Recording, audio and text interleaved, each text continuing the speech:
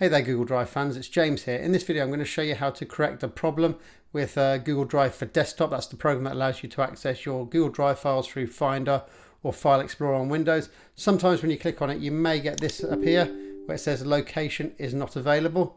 If that happens, the easiest way to fix this is just to reboot your computer. It normally happens when the Google Drive for Desktop application is updated and it hasn't finished installing its updates, or something's happened and it just hasn't done it properly. If you restart your computer, it normally always fixes it. You may have to wait a minute or two after your computer has restarted just for the program to finish off it doing whatever it's doing and loading up, and that normally fixes it for you. The other way, if that doesn't fix it for you, the other way you can do it is just by going to your Start menu or going to the applications on your Mac and just finding the Google Drive app and clicking on that app and just letting it load back in. That will load it up and it should just start working again. So you can see mine has just loaded up and it's working again now. So that's how you do it. If you wanted to, if you have that problem, just restart your computer or just find the Google Drive app on your computer and you're sorted. Now give me a like if that worked and helped you out, because it's nice and more people get to see the video and I get more ad revenue. So thank you.